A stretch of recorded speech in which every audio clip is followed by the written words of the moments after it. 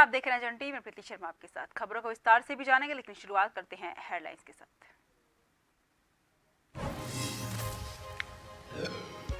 देहरादून में मेधावी छात्र छात्राओं के लिए द्वितीय प्रतिभा अलंकरण समारोह। राज्यपाल और तकनीकी शिक्षा मंत्री ने की शिरकत। 36 छात्रों और 7 शिक्षकों को किया सम्मानित।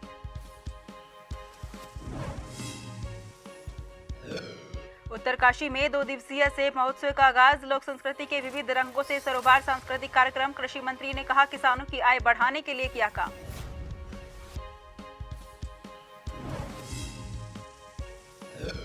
किसान सम्मान यात्रा में पूर्व सीएम हरीश रावत ने साधा निशाना। कहा, बीजेपी की नीतियों से परेशान है किसान। बीजेपी सरकार ने किसानों का किया अनादर।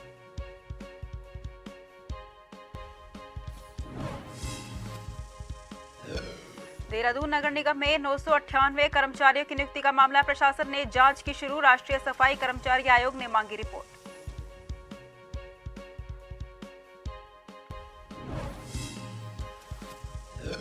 कोटद्वार में शॉर्ट सर्किट से दुकान में लगी भीषण आग। लाखों रुपए का माल जला। कड़ी मशक्कत से आग पर पाया काबू।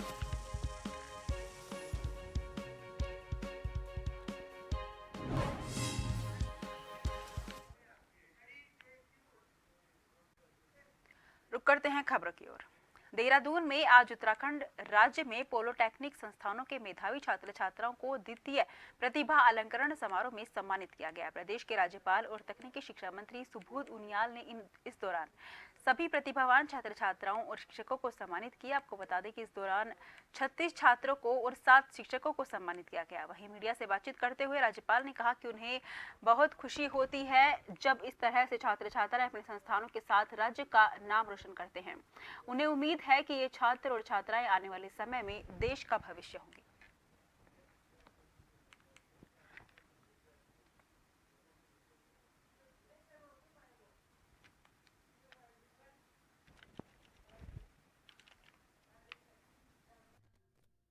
आज दूसरा प्रतिभा अलंकरण समारोह हुआ और अत्यंत खुशी हुई, क्योंकि जिस परिवार के अंदर में अपनी उत्कृष्टता, सफलता और एक्सीलेंस को सेलिब्रेट किया जाता है, वो परिवार सदा ही सुखी रहता है और बहुत ही अच्छे रिजल्ट लाते हैं।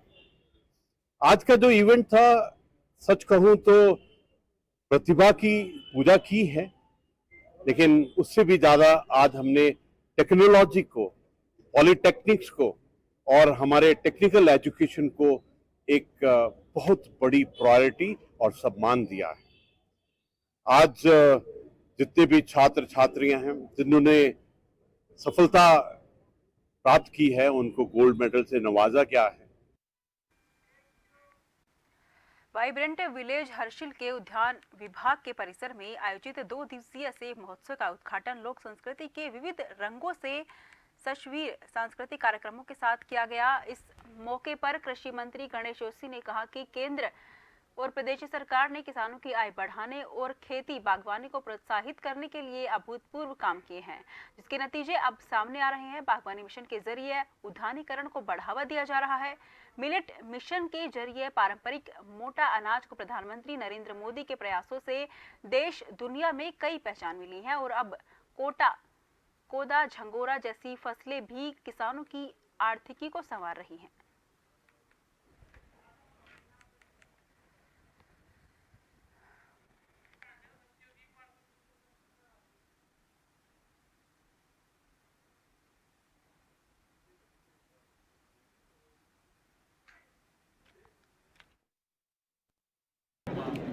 माँ गंगा की धरती, माँ सुमेश्वर की धरती, शमश महाराज की धरती और पर्यटक स्थल हर्षिल पहुँचा, जो फलपट्टी भी है। और आज मुझे ये देखकर बड़ा हर्ष हो रहा है कि हमारी सरकार, चाहे हॉर्टिकल्चर का क्षेत्र हो, चाहे मिलेट्स का क्षेत्र हो, चाहे दिल्ली की सरकार हो, चाहे प्रदेश की सरकार हो, किसानों के उत्थान के लिए काम कर रही है। आज हमारा किसान स्वावलंबी हो रहा है। अभी मैंने एक समूह की बहन से वहाँ पर पूछा, मसूर शायद उगाती थी। मैंने कहा तुम्हारी इनकम कितनी होती है? उस जगह 25-30 हज़ार रुपये महीना हम कमा रहे हैं। कहने का तात्पर्य है कि आज एक मुझे याद, जब हम पढ़ते थे, एक कहा था कि उत्तम खेती मध्यम बांध निःशुल्क चाकरी भीख निदान। आज लोग खेती की ओर आ रहे हैं।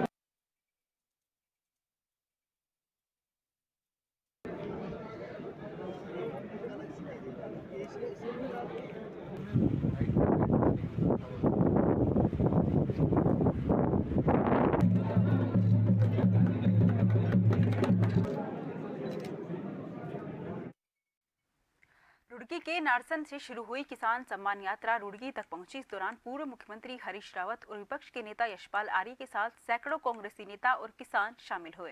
हरीश रावत ने कहा कि अब किसान बीजेपी की नीतियों से उकता चुका है और 2025 में सरकार बदलने के मूड में दिखाई देने लगा है।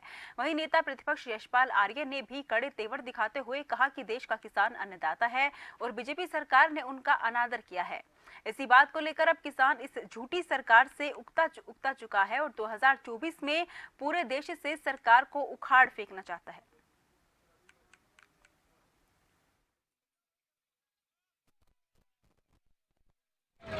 रुपया किसानों का अपमान है। दूसरा, हमने कहा था बिजली पानी 6 महीने का माफ़ करिए और कर्ज जो ले रखा किसान ने उसका ब्याज 6 महीने का माफ़ करिए। इकबालपुर चीनी मिल के बकाया का भुगतान प्रारंभ करिए जो उस चीनी मिल पर है और गन्ने का खरीद मूल्य 425 रुपये से अधिक घोषित करिए। और उसी दिन हमने स्पष्ट कर दिया था, मुख्यमंत्री को ही कहा था, तब तक हमारी सम्मान यात्राएं जारी रहेंगी। पहले झबड़िया में निकाला, आज हम चौधरी शरण सिंह का आशीर्वाद लेकर के नारसन से रुड़की तक निकाल रहे हैं। हमने देखा है कि सरकार को झुकना पड़ा है किसानों के सामने और यही आज आलम यहाँ पर देखने को मिल रहा है। पूरी जमात यहाँ पर ट्रैक्टरों के जरिए अपने गुस्से का इजहार कर रही है, अपने हक की बात कर रही है और मेरा मानना है कि पूरी कांग्रेस, मैं धन्यवाद देना चाहता हूँ माननीय हरीश रावत जी को जिन्होंने एक शुरुआत की है किसानों की आवाज़ को बल देने के लिए, लगातार कोशिश कर रहे हैं और हम सब पूरी पार्टी उनके साथ है। किसान सम्मान यात्रा का एक आयोजन हुआ और अंधी बहरी इस गूंगी सरकार को जगाने के लिए आज किसान आप देख सकते हैं कितना सड़कों पे आ चुका है। हज़ारों की तादाद में ट्रैक्टर है और कई हज़ार की तादाद में किसान है और अयाज भाईजान पूर्व राज्य मंत्री के नेतृत्व में भी 250 ट्रैक्टर का काफिला खत्ताखेड़ी गाँव से आया है जिससे आसपास के क्षेत्र के किसान थे। और जो है आज ये कुछ ना कुछ निर्णय होगा, नहीं होगा तो ये बहुत बड़ा रूप ले लेगा। 2 दिसंबर को पार्षदों का कार्यकाल पूरा हो रहा है। ऐसे में अभी तक देहरादून में निकाय चुनाव की तैयारियां तक शुरू नहीं हुई हैं, जिस पर विपक्ष लगातार सरकार पर सवाल खड़े कर रहा है। वहीं कांग्रेस और आम आदमी पार्टी का कहना है कि हार के डर से बीजेपी सरकार निकाय चुनाव को लोकसभा चुनाव की बात करना चाहती है। बता दें कि वहीं विपक्ष को जवाब देते हुए बीजेपी के वरिष्ठ नेता देवेंद्र भसीन ने कहा कि निकाय चुनाव को लेकर उत्तराखंड चुनाव आयोग तैयारी कर रहा है, लेकिन इसमें कई टेक्निकल बिंदु आ रहे हैं।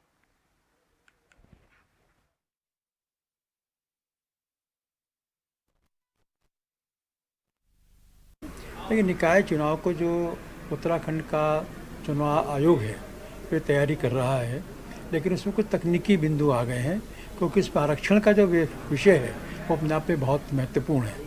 तो इसी के साथ कुछ परिसीमन के विषय भी हैं, तो आयोग इसके बारे में लगातार काम कर रहा है और जैसे ही ये कार्रवाई पूरी होती है स्थानीय निकाय के चुनाव भी निश्चित तौर पर करा दिए जाएंगे। और हम जानते भी हैं कि उत्तराखंड के अंदर अधिकांश जो निकाय हैं भारतीय जनता पार्टी के पक्ष में है, अधिकांश स्थानों पर भारतीय जनता पार्टी के मोड़ हैं और जब चुनाव होंगे तो निश्चित तौर पर एक बार हम फिर इन स्थानों पर रिपीट करेंगे।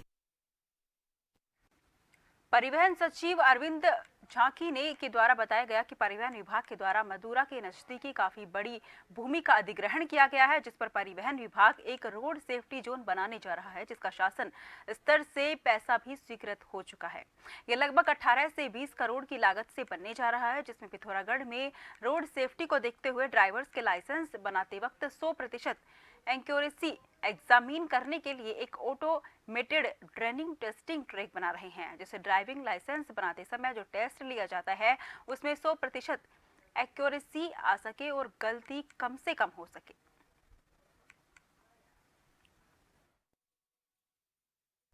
सेक्टर्स में हम लोग काम कर रहे हैं।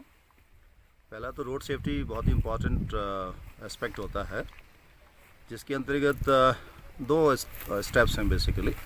एक तो है कि ड्राइवर्स का जो लाइसेंस दिए जाते हैं वो कितना आप परफेक्ट देते हैं, उसमें कोई गलती ना हो रहे और लोगों को, बच्चों को, स्पेशली जो युवा वर्ग है उनको ड्राइविंग लाइसेंस देते समय उनको पूरी जानकारी हो, इस बात को कैसे सुनिश्चित किया जाए। तो हम लोग जो ह्यूमन इंटरफेस होता है लाइसेंसिंग प्रोविजंस में, लाइसेंस देने में या टेस्ट लेने में, उसमें जो गलतियां होने की संभावना रहती हैं उसको दूर करने के लिए यहाँ पे ऑटोमेटेड एक ड्राइविंग टेस्टिंग ट्रैक बना रहे हैं, ताकि उनका यहाँ पे परीक्षण होगा, गाड़ी से वो चलाना, यहाँ पे अपना जो भी सीख के आए होंगे उनकी टेस्टिंग होगी। और खबर चमोली से है, जहां पिछले 17 दिनों से राजकीय महाविद्यालय गोपेश्वर में अखिल भारतीय विद्यार्थी परिषद और एनएसयूआई के छात्र संगठन छात्रों की विभिन्न मांगों को लेकर धरने प्रदर्शन पर डटे हुए हैं। वहीं इसी के तहत अखिल भारतीय विद्यार्थी परिषद के छात्रों ने अपनी मांग मनवाने को लेकर राष्ट्रीय राजमार्ग चमोली कुंड केदारनाथ पर जाम लगाकर विरोध प्रदर्शन किया। दरअसल छात्र संगठन 9 सूत्रीय मांगों को लेकर महाविद्यालय परिसर में आंदोलन पर डटे हुए हैं।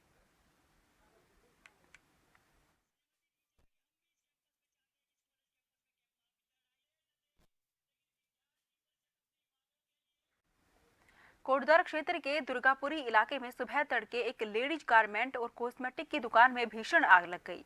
दुकान में रखा लाखों का सामान जलकर राख हो चुका है। स्थानीय लोगों ने फायर पुलिस को इस घटना की सूचना दी। सूचना पाकर फायर पुलिस मौके पर पहुंची और दुकान का ताला तोड़कर कड़ी मशक्कत के बाद आग पर काबू पाया। आग लगने का कारण शॉर्ट सर्किट बताया जा रहा है। इस बीच दुकान मालिक ने बताया कि दुकान में शादी का सीजन नजदीक होने के चलते लाखों का सामान भरा हुआ था। आसपास के लोगों से दुकान में आग लगने की सूचना मिली। दुकान में रखा सारा सामान और फर्नीचर जलकर राख हो गया है।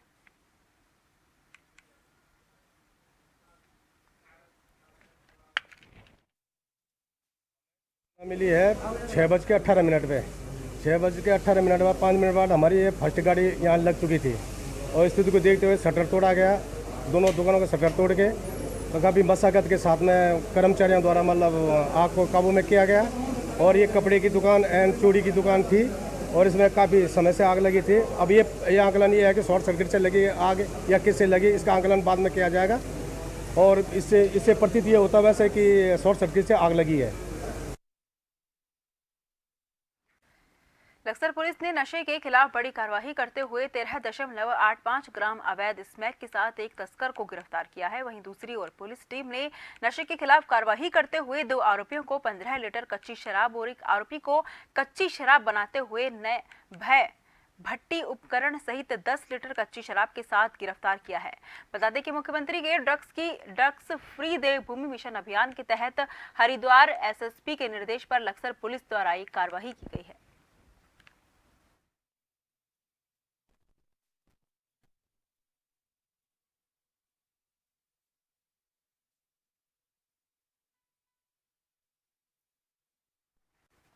खबरों का सिलसिला जारी रहेगा। फिलहाल लेते हैं छोटा सा ब्रेक।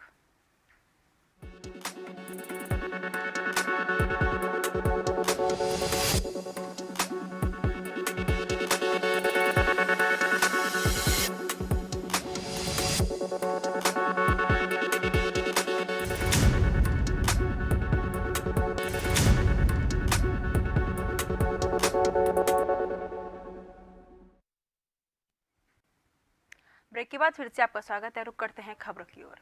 मंगलोर के मुरलाना गांव में ऊर्जा निगम की टीम के साथ मारपीट करना 3 ग्रामीणों को भारी पड़ गया। पुलिस लगातार आरोपियों की धरपकड़ में जुटी है, लेकिन अभी तक भी आरोपी पुलिस की पकड़ से बाहर है। पुलिस ने अब न्यायालय के आदेश पर सभी आरोपियों के घरों पर कुर्की नोटिस चस्पा किए हैं, जिससे गांव में हड़कंप मचा हुआ है। बता दें कि 13 अक्टूबर को गुलशन बुलानी उपखंड अधिकारी अपनी पूरी टीम के साथ ग्राम सिकंदरपुर मुरलाना में मीटर चेकिंग कर रहे थे। इसी दौरान जब वो सुक्रम पाल के घर पर पहुंचे तो वहां बिजली की चोरी होती मिली, जिसका ऊर्जा निगम की टीम ने विरोध किया तो गांव के कुछ लोगों ने लाठी डंडों से ऊर्जा निगम की टीम पर हमला बोल दिया था।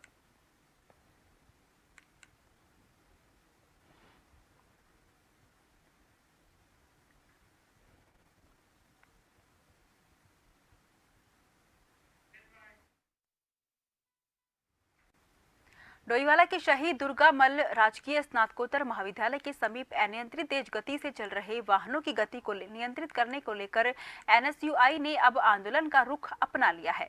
बता दें कि महाविद्यालय की एक छात्रा को 11 अक्टूबर को कॉलेज गेट के सामने ही एक बाइक सवार ने टक्कर मारकर घायल कर दिया था। उस छात्रा ने शुक्रवार को हॉस्पिटल में उपचार के दौरान दम तोड़ दिया। छात्रा की मौत के बाद NSUI के छात्र छात्राओं ने आज कॉलेज गेट के बाहर प्रदर्शन करते हुए धरना दिया और शासन प्रशासन से स्पीड ब्रेकर और बैरिकेडिंग लगाने की मांग की है, जिससे कॉलेज के सामने वाहनों की गति नियंत्रित हो सके। छात्रों का कहना है कि यदि जल्द उनकी मांगे नहीं मानी गई तो वो उनके खिलाफ उग्र आंदोलन को मजबूर हो जाएंगे।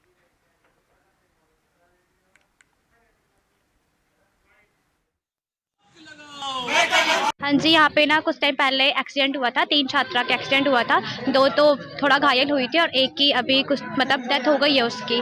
तो फिर हमारी यही मांग है कि हमने 12 तारीख को ज्ञापन दिया था, पुलिस चौकी में भी दिया था, यहाँ तहसील जाके भी दिया था, इवन हमने यहाँ प्रिंसिपल को भी दिया था। तो हमारी यही मांग थी या फिर स्पीड ब्रेकर लग जाए यहाँ पे, या तो फिर अगर उसमें तो टाइम लगता है स्पीड ब्रेकर बनने में, तो हमने यही बोला कि बैरिकेड लगवा दो। तो अभी तक वहाँ पे उन्होंने कोई भी स्टेप लिया नहीं। तो हमारी यही मांग है कि जल्दी से जल्द यहाँ पे बैरिकेड लग जाए या स्पीड ब्रेकर बन जाए, और यहाँ पे कैमरा भी होना बहुत जरूरी है, ये चीजें लगनी चाहिए। देखिए 11 तारीख को एक लड़की 2-3 लड़कियां रोड क्रॉस कर रही थी, उनमें से उनको एक बाइक वाला और टक्कर मार के चला जाता है। और यहाँ पे ना बहुत तेजी से गाड़ियां चलती हैं, तो पहले भी कई बार ऐसी घटना हो चुकी है। उनमें से 3 लड़कियों में से 2 तो लड़कियों के खरोच आई है, बाकी एक लड़की की डेथ हो चुकी है। तो जिससे NSUI बहुत मतलब हम खुद दुखी हैं और नाराज बहुत हैं कि कॉलेज पर पहले भी हमने कई बार अवगत करा चुके हैं शासन प्रशासन को कि सड़क कॉलेज के बाहर एक ब्रेकर बनाया जाए, जिससे जो तेजी से गाड़ियां रफ्तार से चलती हैं उन पे कुछ रोक लगे, लगाम लग सके। तो परंतु कई बार ऐसा हमने ज्ञापन भी दिया है NSUI के द्वारा SDM साहब को, और पहले भी हमने शासन प्रशासन को अवगत कराया है, परंतु ऐसा कुछ हुआ नहीं है अभी तक। डोईवाला के एक निजी वेंडिंग पॉइंट में राष्ट्रीय सैनिक संस्था की महिला विंग ने नवरात्रि के शुभ अवसर पर नवदुर्गा एक शक्ति कार्यक्रम का आयोजन किया, जिसमें तमाम सांस्कृतिक कार्यक्रमों के साथ ही महिला प्रकोष्ठ के विस्तार को करने में सहयोग करने वाली महिलाओं के साथ ही वीर शहीद सैनिक परिवार की कई महिलाओं को इस कार्यक्रम में सम्मानित किया गया।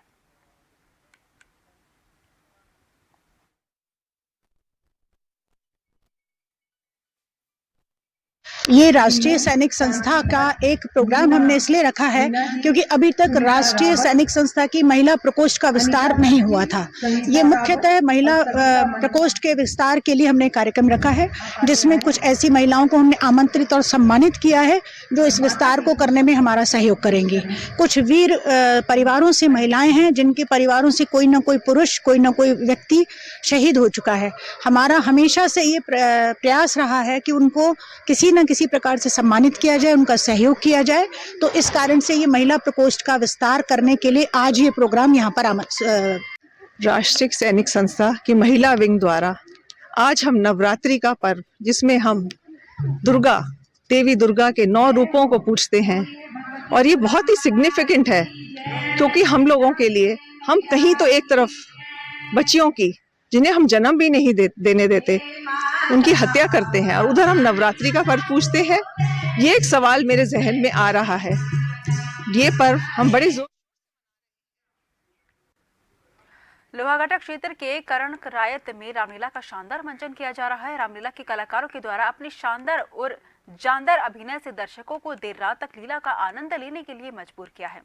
रामलीला कमेटी अध्यक्ष कैलाश फड़त्याल ने बताया कि आज के रामलीला मंचन में सीता स्वयंवर की लीला का मंचन किया गया है, जिसमें सीता को ब्याहने के लिए देश विदेश के राजाओं के साथ लंकापति रावण और महाबली वाणासुर भी पहुंचे। सीता स्वयंवर में लंकापति रावण और महाबली वाणासुर के बीच हुई तकरार में दर्शकों ने खूब सराहा। वहीं रावण के पात्र मनोज मुरारी और वाणासुर के पात्र रोहन विष्ट ने अपनी शानदार अभिनय से दर्शकों का दिल जीता, तो परशुराम के पात्र विशाल फड़त्याल ने भी दर्शकों की खूब वाहवाही लूटी।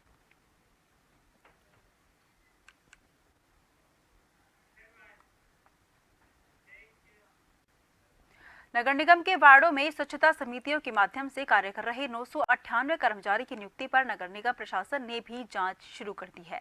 इससे 4.5 साल पहले नगर निगम ने वार्डवार तैनात किया था। राष्ट्रीय सफाई कर्मचारी आयोग ने इस कर्मचारियों को नकद में वेतन देने और PF कटौती नहीं करने पर नगर निगम से विस्तृत रिपोर्ट मांगी थी। इस पर नगर निगम ने कर्मचारियों का रिकॉर्ड खंगालना शुरू कर दिया है।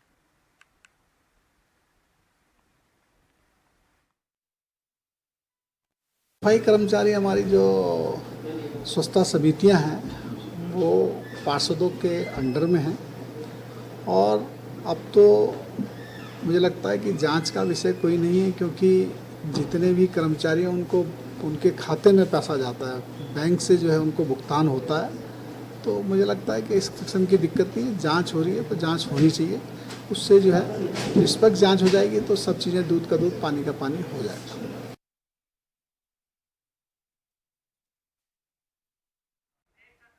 जहां पहाड़ों में आजकल पतझड़ का मौसम चल रहा है, सारे फलदार पेड़ों पर फूल और पत्तियां टूटकर पूरी तरह से गायब हो चुके हैं।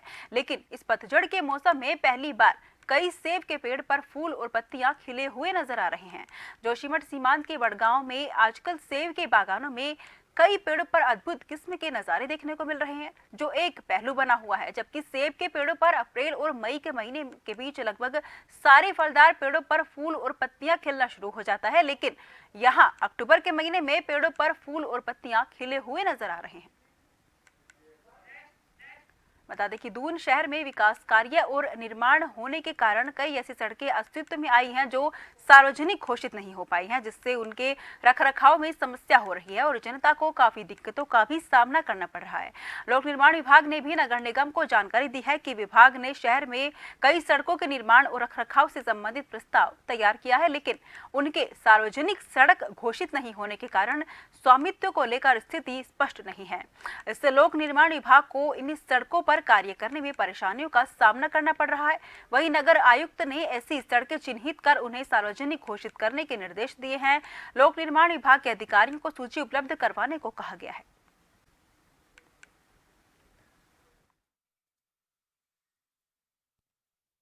कोई नहीं है, चाहे नगर निगम काम करे, चाहे पीडब्ल्यूडी काम करे, चाहे कोई भी कार्य संस्था काम करे, उद्देश्य एक ही है कि क्षेत्र में विकास कार्य होने चाहिए और ये नहीं होना चाहिए कि नगर निगम के माध्यम से कोई रुकावट हो रही है, पीडब्ल्यूडी के माध्यम से कोई रुकावट हो रही है। जनता भी यही चाहती है कि हमारी जो क्षेत्र की समस्या है, चाहे सड़क की है, पानी की है, बिजली की है।